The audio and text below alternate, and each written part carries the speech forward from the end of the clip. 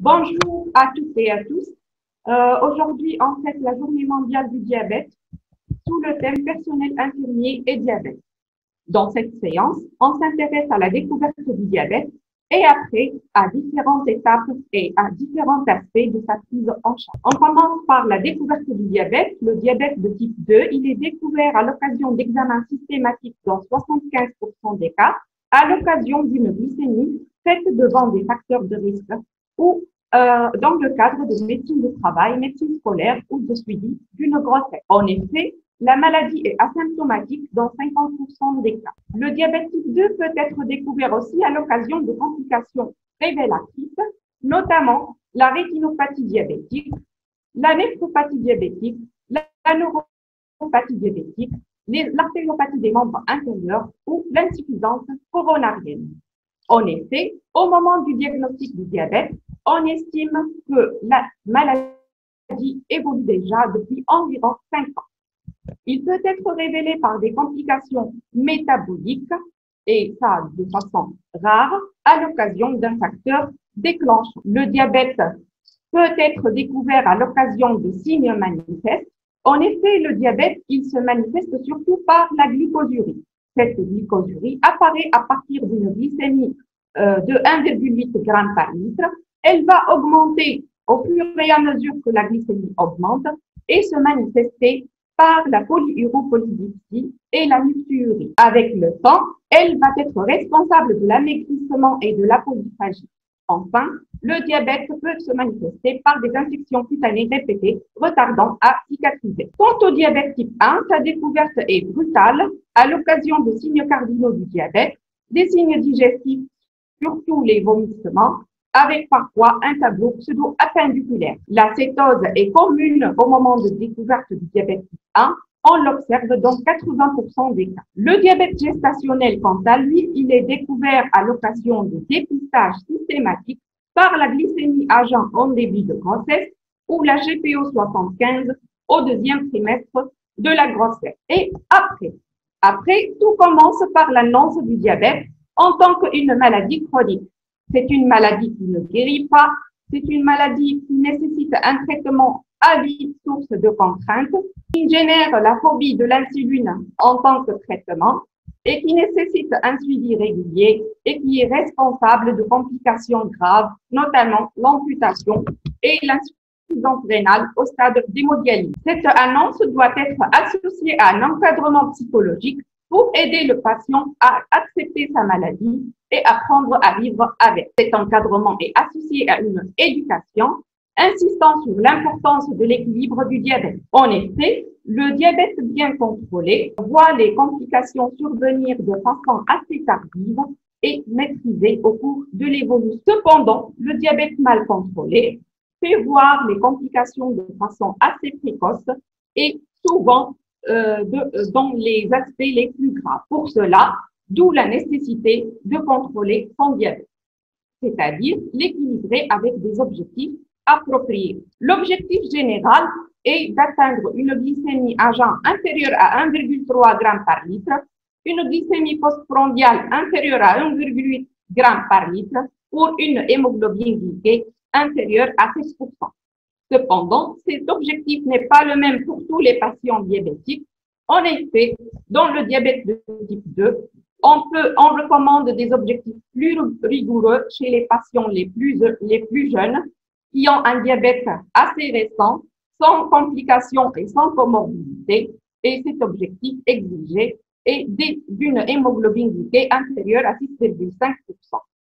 Cet objectif est moins rigoureux chez les patients les plus âgés qui ont un diabète qui évolue depuis une longue période, associé à des complications et à des comorbidités, et ça peut aller jusqu'à 8,5% d'hémoglobine glyquée, et on peut accepter même des valeurs de 9% dans des terrains particuliers.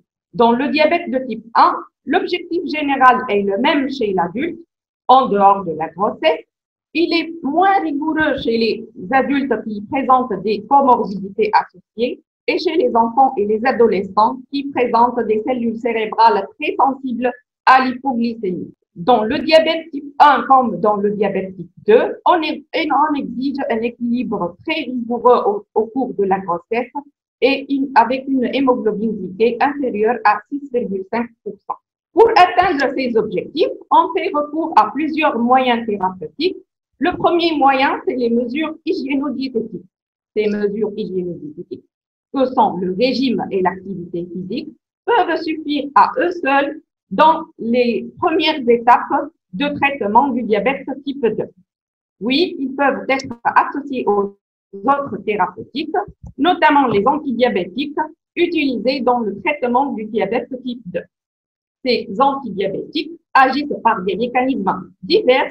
Ils agissent pour vaincre l'insulinorésistance, pour stimuler l'insulinosécrétion, parfois pour inhiber l'absorption des glucides alimentaires, et le mécanisme le plus innovant est la glucosurie. Une remarque assez importante, dans notre société, on voit des patients dire qu'on a arrêté tel ou tel médicament parce qu'il a causé une insuffisance rénale. Il faut savoir que les antidiabétiques oraux sont arrêtés à cause de l'insuffisance rénale, et cette insuffisance rénale n'est qu'une complication du diabète dans le cadre de la néphropathie. Le troisième moyen thérapeutique est l'insuline. L'insuline est vitale pour tous les diabétiques de type 1. Son utilisation peut être définitive ou transitoire dans le traitement du diabète type 2. L'utilisation est définitive dans l'évolution vers l'insulinopénie, qui est un stade tardif d'évolution du diabète, et en cas d'installation d'insuffisance rénale chronique, d'insuffisance hépatocellulaire ou après une pancréatectomie. L'insulinothérapie transitoire doit être instaurée de façon impérative au cours des décompensations et au cours de la grossesse. Cette insulinothérapie est à discuter dans d'autres circonstances, à savoir les infections sévères, les chirurgies, la corticothérapie et autres conditions. Pour les insulines, on distingue les insulines humaines et les insulines et les analogues de l'insuline. Pour les insulines humaines, il y a l'insuline rapide qui a un délai d'action à partir de 30 minutes, d'où les conseils de les faire injecter 30 minutes avant les repas. Cette insuline a un pic d'action qui commence vers les 2 heures et qui dure pour 1 heure. Sa durée d'action est assez longue, de 3 à 6 heures. Cette cinétique est responsable de l'apparition d'hypoglycémie en postprandial tardif, d'où on conseille les patients sous cette insuline de prendre des collations. L'insuline intermédiaire, quant à elle, elle a une durée d'action de 12 heures, donc elle est indiquée chez les diabétiques de type 1 en 2 injections. Elle a aussi un pic d'action qui peut être lui aussi responsable d'hypoglycémie. L'insuline biphasique est un mélange d'insuline rapide et insuline intermédiaire et il regroupe la pharmacocinétique des 2 insulines. Les analogues de l'insuline, ils diffèrent de l'insuline humaine par quelques acides aminés, leur offrant une pharmacocinétique plus adaptée dans le traitement du diabète. On distingue les analogues rapides qui présentent un délai d'action plus court, d'environ voire inférieur à 15 minutes, leur offrant la possibilité d'injection juste au moment du repas. Leur pic d'action, il est assez rapide, un pic dans 1 heure pour une durée d'action plus courte de 3 heures. Ainsi, ils couvrent la plage d'hyperglycémie postprandiale de façon plus adéquate et ils préviennent l'hyperglycémie postprandiale tardive et de ce fait, ils permettent d'omettre cette collation. Les analogues lents, ils ont l'avantage de ne pas avoir un pic d'action et d'une durée d'action assez longue qui va jusqu'à les 24 heures, permettant la possibilité d'utiliser une seule injection.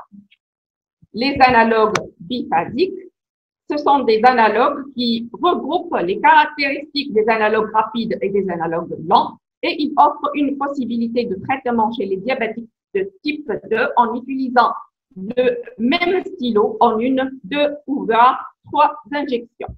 Quelques règles pratiques de l'utilisation de l'insuline. L'insuline doit être correctement conservée entre et 8 degrés. Sous nos climats, elle doit être conservée dans le réfrigérateur. L'insuline cristallisée ou en suspension, c'est-à-dire l'insuline intermédiaire, l'insuline MPH et l'insuline Novomix, elles doivent être homogénéisées avant utilisation. Il faut les agiter. Pour les mélanges MPH, insuline rapide, il faut toujours prélever la rapide en premier pour éviter toute souillure du flacon d'insuline rapide par l'insuline MPH. L'injection dans le tissu sous-cutané se fait souvent par une aiguille de 8 mm à 90 degrés au sommet d'un pli ou à 40 degrés à sa base. La commercialisation d'aiguilles plus courtes pour les stylos offre la possibilité d'injection à angle de 90 degrés sans avoir recours à faire un pli. Il faut rappeler que les voies intramusculaires et intraveineuses sont réservées aux situations d'urgence et sont exclusivement utilisées pour les insulines rapides.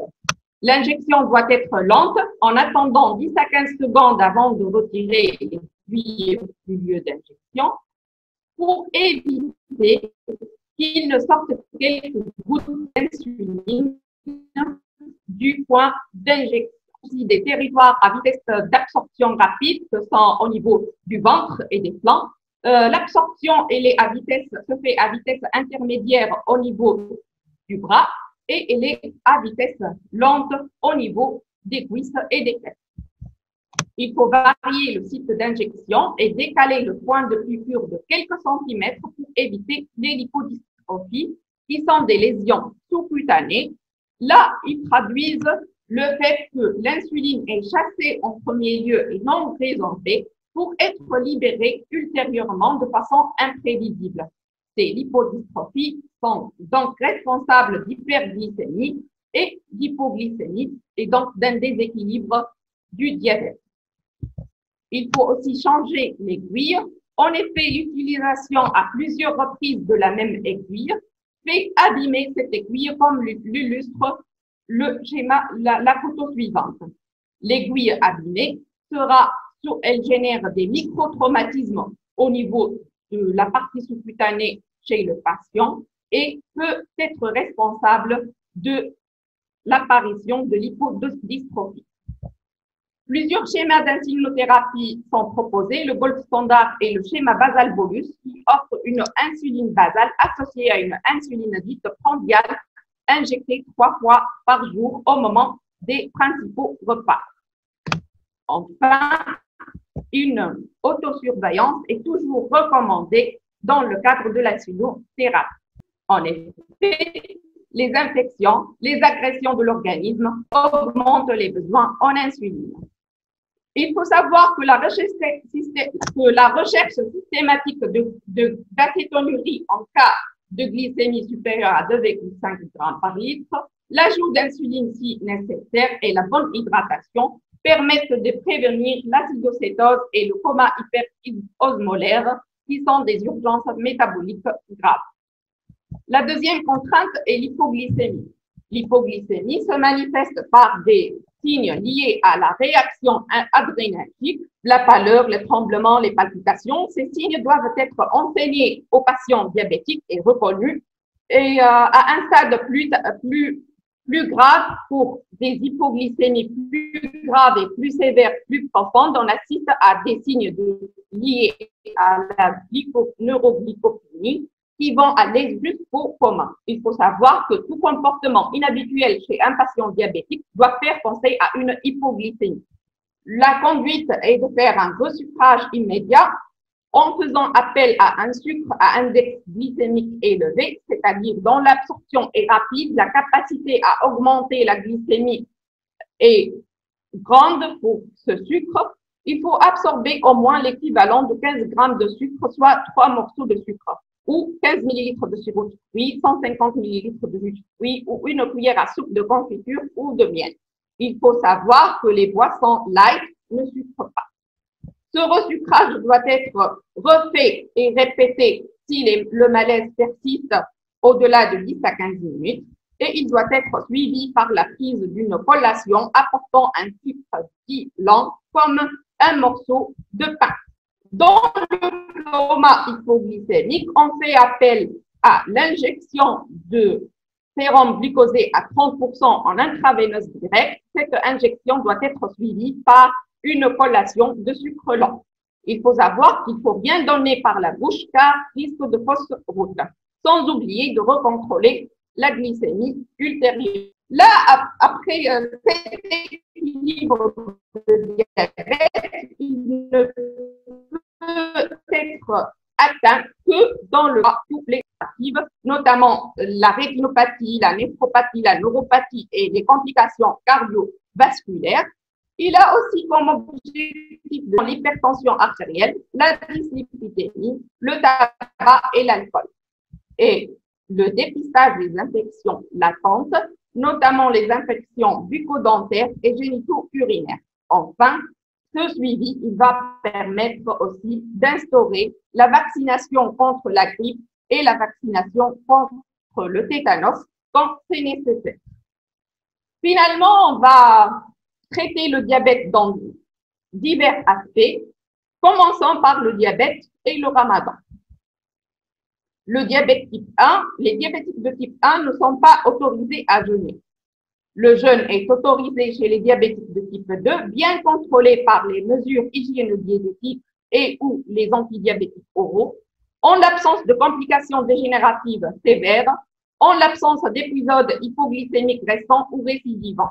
Et ça, sous réserve d'une préparation adéquate auprès du médecin traitant, avec une bonne éducation concernant les mesures hygiéno-diététiques et une adaptation de la posologie et de l'horaire de prise de médicaments.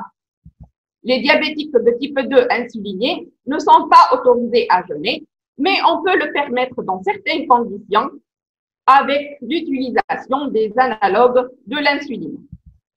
Dans tous les cas, l'interruption du jeûne est impérative si la glycémie est inférieure à 0,6 g par litre ou supérieure à 3 g par litre durant la période du jeûne.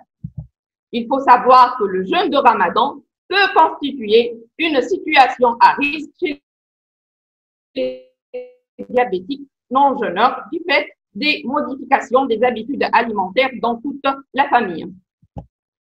Comme aspects sociaux, le diabétique, il a droit aux soins, il a droit à une prise en charge intégrale et continue de sa maladie. Dans notre pays, la Caisse nationale d'assurance maladie reconnaît le diabète en tant qu'une maladie, une affection prise en charge intégralement sous le code APCI 01. Cependant, cette prise en charge dans toutes les filières, la filière publique, la filière médecin de famille ou filière privée, la filière de remboursement, fait face à plusieurs manques, à plusieurs difficultés, entre autres, comme par exemple, dans toutes les filières, le matériel d'injection, notamment les seringues à insuline et les aiguilles d'injection, et le matériel de surveillance ne sont pas pris en charge. Bon, le matériel de surveillance, le lecteur glycémique et les bombes de lettres ne sont pris en charge que pour les diabétiques de type 1 dont l'âge est inférieur à 17 ans. La scolarité. Aucune loi n'interdit aux jeunes diabétiques une scolarité normale. Le responsable de l'établissement doit être au courant de la maladie de l'enfant, de son traitement, des incidents possibles et de la façon de réagir face à ces situations. L'élève doit toujours avoir avec lui de quoi se ressourcer.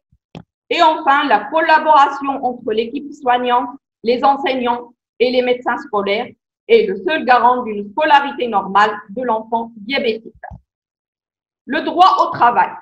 Un certain nombre de métiers sont formellement déconseillés pour les diabétiques de type 1. Ce sont les métiers de sécurité comme chauffeur de poids lourd ou pilote d'avion, les métiers exposant aux chutes, les métiers excessivement fatigants ou exigeant des horaires très irréguliers, les métiers exposant aux infections et enfin les métiers nécessitant une excellente vue de près comme l'horlogerie. Le diabète par lui-même ne doit pas constituer un prétexte à un refus d'embauche ou à une exclusion d'un travail donné, et l'aptitude ou l'inaptitude sont fonction de l'état précis du sujet diabétique considéré et de la nature du travail. Finalement, l'admission d'un jeune diabétique type 1 dans la fonction publique reste toujours possible. Le quatrième volet, c'est le mariage et la procréation. Dans le diabète type 1, il faut éviter le mariage entre les diabétiques. Et pour les futures mamans, elles doivent avoir leurs enfants assez tôt avant l'installation des complications dégénératives et la grossesse doit être programmée et surveillée. Il en est de même pour les diabétiques de type 2 par rapport à la programmation et la surveillance de la grossesse. Enfin, la grossesse est une occasion pour le dépistage du diabète gestationnel. Cinquième volet, c'est le droit à l'activité physique et aux activités sportives. L'activité physique régulière fait partie intégrante du traitement du diabète. Un diabétique bien équilibré et bien éduqué a le droit de pratiquer le sport de son choix à titre amateur ou à titre professionnel, bien sûr avec en suivant les recommandations de son médecin traitant. Et les seules contre-indications absolues chez les diabétiques de type 1 sont les sports où la perte de connaissance induite par une hypoglycémie pourrait avoir des conséquences vitales pour le sportif lui-même ou son entourage. Enfin, c'est le dernier aspect à traiter, c'est le droit au voyage. Les voyages sont possibles pour les diabétiques. Il faut en parler au médecin pour discuter plusieurs aspects, notamment les horaires d'injection d'insuline en fonction du décalage horaire. Il est préférable d'emporter une quantité de médicaments et de matériel suffisante.